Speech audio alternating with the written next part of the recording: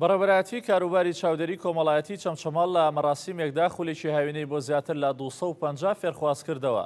مەراسیمەکە بە ئامادەبوونی کوێستان محەممەد وەزیری کاروباری کۆمەڵایەتی و ڕەمک ڕەمەزان قایمەقامی چەمچەماڵ بەڕێوە چوو.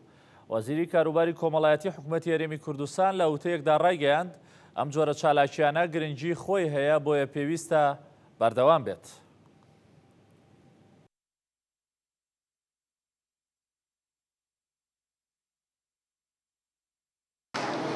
ئێمە لە وەزارەتی کار و کاروباری کۆمەڵایەتی لە بەڕێوەبەرایەتیەکانی گشتی چاودێری و گەشتکردانی کۆمەڵایەتی سەرپەرشتی کۆمەڵێک سەنتەری ڕاهێنانی مناڵانەکەین لە هەموو قەزا گەورەکان. ئەم سەنتەرانە هەیە کە چالاکی جۆرا و جۆری بۆ مناڵ و مێرد مناڵان لە تەمەنە جیاوازەکان هەتا 18 ساڵ بەشداری تیاکەن. ئەمڕۆ لە چەمچەماڵ 250 مناڵ لە تەمەنی 8 بۆ 18 ساڵ بەشداری ئەم خولانەیان کردووە 80 ڕۆژ. ئەمڕۆ کۆتا ڕۆژی خولەکانیانە و بڕوانامە وەرەگرن.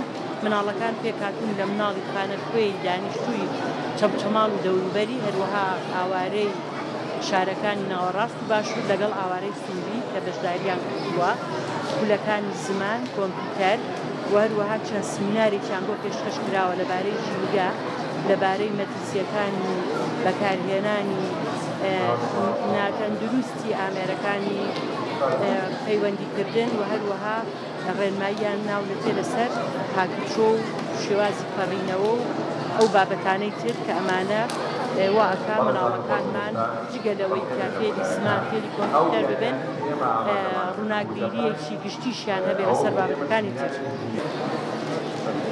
ئەمڕۆ کۆتاییمانێنا بە خولی هاوینەی سەنتەری پاراستنی مناڵانی چەمچەماڵ کە هۆبەیەکە لە هۆبەکانی بەڕێوەبەرایەتی چاودێری گەشتکردانی کۆمەڵایەتی چەمچەماڵ.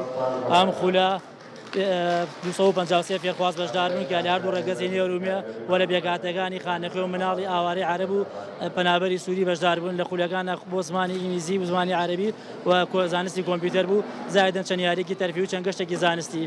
سواسی سەرتەری پاراستنی مناڵانی چەمچەماڵەکەین کە ئەم خولیان کردەوە بۆ مناڵە شەهیدان و بۆ ئەو مناڵانی کە لە شاری چەمچەماڵ توانیان بەشداری بکەن.